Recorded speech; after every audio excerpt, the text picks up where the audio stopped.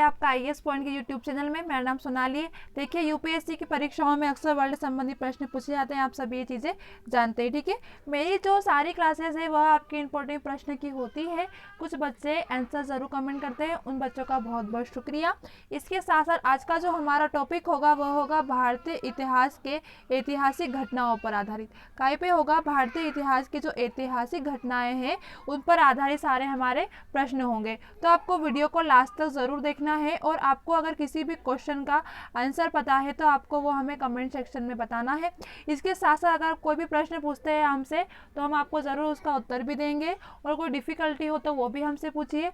आपका स्कोर कितना रहता है यह भी हमें बताइए, क्योंकि आप जो लिख देते हैं वो आप कभी नहीं भूलते, यह हमारा मानना है। ठीक है, यूपीएससी के बच्चे हो, यूपीएससी के बच्चों को तो आंसर देना आना ही चाहिए। ठीक है, चलिए आज का हमारा टॉपिक क्या है? हमारा टॉपिक है ऐतिहासिक घटनाओं पर आधारित सामान्य ज्ञान के प्रश्नोत्तर है। चलिए देख लेंगे, हम पहले कुछ ये जान लेंगे इसके बारे में। तो इतिहास के मुख्य आधार पर युगा विशेष और घटना स्थल के वे अवशेष है जो किसी न किसी रूप में से प्राप्त हुए। ठीक है, मतलब कि जो इतिहास है उसमें युग के कुछ विशेष और जो घटनाएं हुई है उनके बहुत मतलब विशेष जो है मतलब हमें प्राप्त हुए हैं, किसी न किसी रूप में हमें जानकारियां मिली है। इसके साथ साथ भारत का इतिहास कई हजार साल पुराना माना जाता है, जो मेहरगढ़ पुरातात्विक दृष्टि से महत्वपूर्ण स्थान है। ठीक है, भारत का जो इतिहास है वह किसका महत्वपूर्ण स्थान है? तो जो मेहरगढ़ पुरातात्विक है उसकी दृष्टि से क्या है? महत्वपूर्ण स्थान है, जहाँ नवपाषाण युग के बहुत अवशेष मिले हैं। सिंधु घाटी सभ्यता जिसका आरंभ काल लगभग ईसा पूर्व से माना जाता है, इससे भी हमें पता लगाया गया है। मतलब कि टोटल कहने की बात यह है कि जो युग विशेष और घटना स्थल है इसमें हमें किसी न किसी प्रकार से कुछ ना कुछ घटनाएं मिली गई है। इसके साथ साथ हमारा जो भारत है वह क्या है? कई साल पुराना इसका इतिहास रहा है। चलिए इसके साथ साथ अपन चलते हैं हमारे पहले प्रश्न की ओर। पहला प्रश्न है हमारा, निम्नलिखित में से किसके सबसे पहले यूरोप के भारत से अवगत कराया गया था? ठीक है, मतलब कि प्रश्न क्या है कि पहले यूरोप को भारत से अवगत किसके द्वारा करवाया गया था? ऑप्शन देखेंगे, सिकंदर जिसे क्या कहा जाता है? अलेक्जेंडर। ठीक है, सिकंदर को क्या कहा जाता है का? तो अलेक्जेंडर, अरब, ग्रीक या ईरान। ठीक है, इसका प्रश्न उत्तर क्या होगा? फटाफट हमें कमेंट सेक्शन में बताइए। चलिए जान लेंगे सिकंदर के बारे में। तो सिकंदर का वास्तविक नाम अलेक्जेंडर तृतीय था। क्या था? अलेक्जेंडर तृतीय था। किसका नाम था? सिकंदर का। ठीक है, ऑप्शन नंबर आपका सही रहेगा। आगे देखेंगे, भारत में उसे सिकंदर कहकर संबोधित किया जाता था। ईरानियों के माध्यम से यूनानियों को भारत का अपार संपदा की जानकारी मिली थी। ठीक है, किसके माध्यम से मिली थी?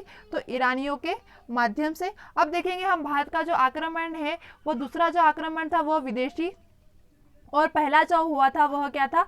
यूरोपीय आक्रमण था। ठीक है, पहला कौन सा था? यूरोपीय, और दूसरा कौन सा था? दूसरा आक्रमण था विदेशी। ठीक है, हमसे प्रश्न पूछा गया है कि निम्नलिखित में से किसने सबसे पहले यूरोप को भारत में अवगत करवाया था? तो सिकंदर ही ऐसे इंसान थे जिन्हें भारत में अलेक्जेंडर कहा जाता है। उन्होंने क्या किया था कि सबसे पहले यूरोप को भारत से अवगत कराया था। इस तरह आपका ऑप्शन नंबर ए सही हो जाएगा। अगले प्रश्न की ओर चलते हैं हम। अगला प्रश्न है हमारा, सिकंदर के आक्रमण के दौरान पश्चिमोत्तर भारत में कितने राज्यों को विभाजित किया गया था? ऑप्शन है आपके पास 26, 27, 28 या 29।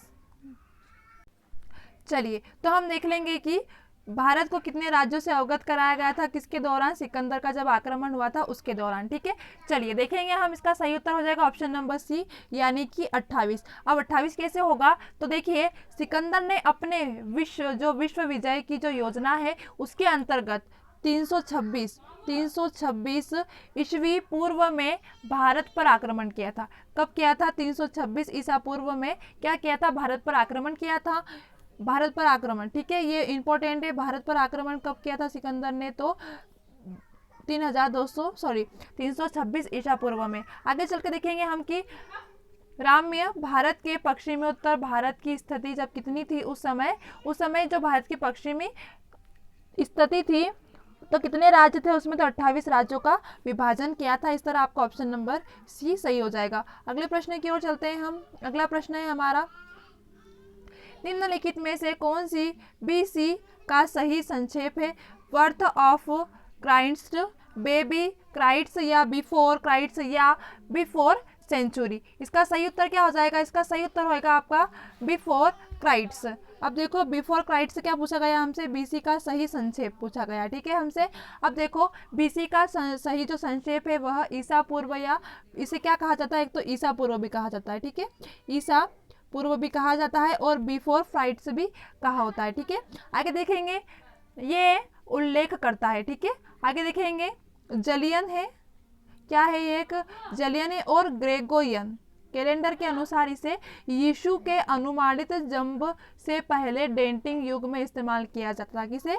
इसे सबसे पहले कहाँ पर? तो इसे जो डेटिंग युग होता है उसमें इस्तेमाल किया जाता है। इतना इंपॉर्टेंट प्रश्न नहीं है, सिर्फ आपको इतना इंपॉर्टेंट है कि निम्नलिखित में से कौन सा बीसी का संक्षेप है, तो सिर्फ आपको ये नाम याद रखना है, बिफोर फाइट्स, जिसे क्या कहा जाता है? ईसा पूर्व भी कहा जाता है। अगले प्रश्न की ओर चलते हैं हम। अगला प्रश्न है हमारा विक्रम संवत की शुरुआत कब की गई? मोस्ट इंपोर्टेंट प्रश्न है आपका। जो विक्रम संवत है उसकी शुरुआत कब की गई थी? ऑप्शन है आपके पास 47 ईसा पूर्व में, 50 ईसा पूर्व में, 55 ईसा पूर्व में या 57 ईसा पूर्व में। चलिए जान लेंगे हम इसके बारे में, विक्रम संवत के बारे में। तो विक्रम जो संवत है वह हिंदू पंचांग के समय गणना की एक प्रणाली का नाम है। किसका है? हिंदू पंचांग, ठीक है। हिंदू पंचांग में जो समय होती है उसकी गणना की प्रणाली का क्या है? जिसे कैलेंडर देखा है ना आपने, कैलेंडर का पूछा गया है, ठीक है। तो क्या है? यह एक पंचांग का नाम है। यह संवत 57 ईसा पूर्व में आरंभ हुई थी, मतलब कि ऑप्शन नंबर डी आपका सही हो जाएगा। विक्रम संवत की शुरुआत कब की? 57 ईसा पूर्व में की गई थी। इसके जो प्रेरणा है वो भारत की भूमि वर्मा विक्रमादित्य को माना जाता है। किसे माना जाता है? इसकी प्रेरणा भारत की थी हमारे भूमि वर्मा, ठीक है, उन्हें क्या माना जाता है? इसका प्रेरणा माना जाता है। तो आपको याद रहेगा कि विक्रम संवत की स्थापना शुरुआत कब से हुई? तो 57 ईसा पूर्व से इसकी स्थापना हुई। किसके द्वारा हुई? तो भूमि वर्मा के द्वारा हुई थी। अगले प्रश्न की ओर चलते हैं। अगला प्रश्न है हमारा शंख संवत की शुरुआत कब हुई थी? ऑप्शन है हमारे पास 78 ईस्वी, 80 ईस्वी, 30 ईस्वी या 639 ईस्वी, ठीक है। शंख संवत पूछा गया है। अब देखो कि शंख संवत क्या है। तो शंख संवत है ये भारत का प्राचीन संवत है, ठीक है, भारत का प्राचीन, नोट करिएगा, भारत का प्राचीन संवत है। आगे जो 78 ईस्वी से आरंभ हुआ था। कौन सी ईस्वी? 78 ईस्वी, यानी कि आपका ऑप्शन नंबर ए सही हो गया। आगे चल के देखेंगे हम इस जो शक संवत है इसे भारतीय का राष्ट्रीय कैलेंडर है, इसलिए आपका ऑप्शन नंबर ए सही हो जाएगा, ठीक है। यह भी क्या है? भारत का ही राष्ट्रीय कैलेंडर है, ठीक है, राष्ट्रीय कैलेंडर, हाँ ये राष्ट्रीय कैलेंडर है। और जो विक्रम संवत है वह कौन सा है? तो वह हिंदू पंचांग में समय गणना के लिए, ठीक है। और शंख संवत है यह क्या है? इसे भारत का राष्ट्रीय कैलेंडर माना जाता है, इसलिए आपका ऑप्शन नंबर ए सही हो जाएगा। इसकी शुरुआत कब से हुई? तो 78 ईस्वी से की गई थी। आगे अगले प्रश्न की ओर चलते हैं हम। अगला प्रश्न है गुप्त संवत की शुरुआत कब से की गई थी? ऑप्शन है आपके पास 78 ईस्वी, 320 ईस्वी, 398 ईस्वी या 400 ईस्वी। चलिए अब जान लेंगे हम गुप्त संवत। गुप्त संवत का संबंध किससे है? तो देखो चंद्रगुप्त ने एक गुप्त संवत, ठीक है, जिसमें क्या किया था? 319 से लेके तो 320 ईस्वी चलाया था।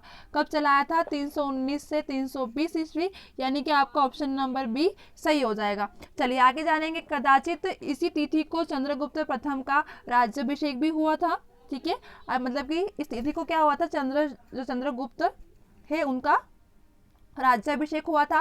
और चंद्रगुप्त ने, जिसका शासन पहले मगध में कुछ भागों को सीमित था, परंतु अपने राज्य का जो विस्तार इलाहाबाद तक कर लिया था। मतलब पहले क्या था? उनका जो शासन था वो सिर्फ मगध है सिर्फ वहीं तक था, परंतु इस राज्याभिषेक के बाद उन्होंने क्या करा? इलाहाबाद तक कर लिया था। आगे देखेंगे राज्याधिकार की जो उपाधि धारण करके उसने पाटलिपुत्र को भी अपनी राजधानी बना लिया था, ठीक है। आपके लिए इंपॉर्टेंट क्या है कि गुप्त जो संवत है उसकी शुरुआत कब से की गई? तो कहीं पर आ जाता है 319 और 320, तो आपको दोनों याद रखना है। बाकी ऑप्शन में हमको दिया गया है 320, तो आपको 320 ईस्वी याद रखना है। अगले प्रश्न की ओर चलते हैं हम। हियुंग त्यांग भारत कब आया था? मोस्ट इंपोर्टेंट प्रश्न है। ऑप्शन है आपके पास 380 से 313 ईस्वी, 413 से 418 ईस्वी, 629 से 645 ईस्वी या 712 से 713 ईस्वी। ठीक है, ह्यूम त्सांग के बारे में पूछा गया है। तो देखो ह्यू त्सांग भारत कब आया था? तो देखो यह एक प्रसिद्ध चीनी बौद्ध भिक्षु था। कौन था? चीनी बौद्ध भिक्षु, या भिक्षु भी बोल सकते हैं इसे और चीनी बौद्ध भी बोला जाता है। ठीक है, तो आप पूरा नाम याद रखना कि इसे क्या कहा जाता था? इसे चीनी बौद्ध भिक्षु भी कहा जाता था। वह 629 से 645 ईस्वी के बीच जो हर्षवर्धन है उनके शासनकाल में भारत आया था। ठीक है, तो कब आया था? 629 से 645, यानी कि ऑप्शन नंबर सी सही हो जाएगा। इसके लिए एक और इम्पोर्टेंट क्या है इसमें, तो यह किसके शासनकाल में आया था? तो किसके शासनकाल में आया था? चीनी बौद्ध भिक्षु, जिसका नाम क्या था? Hyun Tsang. ठीक है, तो किसके काल में आया था? तो यह हर्षवर्धन। ठीक है, हर्षवर्धन के शासनकाल में क्या हुआ था? भारत आए थे। इस तरह आपका ऑप्शन नंबर सी आपका सही हो जाएगा। मतलब कि ह्यून त्सांग भारत कब आया था? तो 629 से 645 ईस्वी में आया था। अगले प्रश्न की ओर चलते हैं हम।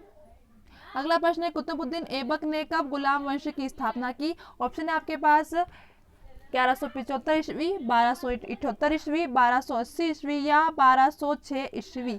ठीक है, चलिए जान लेंगे इसका सही उत्तर क्या होगा। तो देखो पहले आप कुतुबुद्दीन ऐबक ने गुलाम वंश की स्थापना की उसके बारे में जान लेंगे। कुतुबुद्दीन ऐबक मध्यकालीन भारत में एक शासक, जिसमें कि दिल्ली सल्तनत का पहला सुल्तान।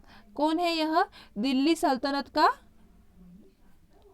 पहला। ठीक है, दिल्ली सल्तनत का क्या था? पहला सुल्तान, एवं जो गुलाम वंशक है उसका संस्थापक था। ठीक है, गुलाम वंश के क्या थे? यह एक संस्थापक भी थे।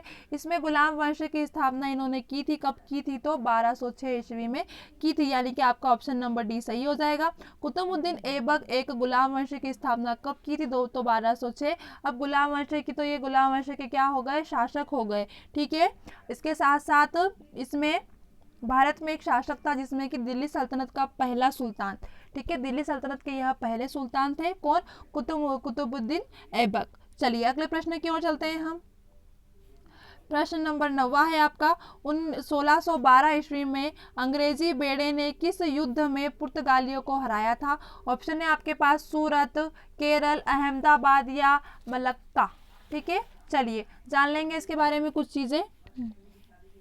तो देखो 1600 ईस्वी में कुछ अंग्रेज जो कि व्यापारिक ने इंग्लैंड की महारानी, जिसका नाम क्या था? इंग्लैंड की महारानी थी जिनका नाम था एलिजाबेथ। ठीक है, क्या नाम था? एलिजाबेथ थे। ठीक है, वो क्या थी? इंग्लैंड की महारानी थी। इन्होंने भारत से व्यापार करने की अनुमति दी थी। ठीक है, अंग्रेजों को क्या क्या था? इन्होंने भारत से व्यापार करने की अनुमति दी थी। इसके लिए उन्होंने ईस्ट इंडिया कंपनी नामक एक कंपनी बनाई थी। ठीक है, इन्होंने क्या किया था? ईस्ट इंडिया जो कंपनी थी उसकी कंपनी नामक इन्होंने ही बनाई थी। किसने? एलिजाबेथ ने। ठीक है, आगे देखेंगे हम। उस समय तक पुर्तगाली यात्रियों ने भारत की यात्रा का जो समुद्री मार्ग है वह खोज निकाला था। मतलब कि जो भारत का एक समुद्री मार्ग उन्होंने, मतलब कि भारत में जाने एंटर होने का क्या किया था? तब तक समुद्री मार्ग खोज लिया था। और 1612 ईस्वी में सूरत युद्ध पुर्तगालियों और अंग्रेजों के बीच में हुई थी। ठीक है, किस किस के बीच हुई थी?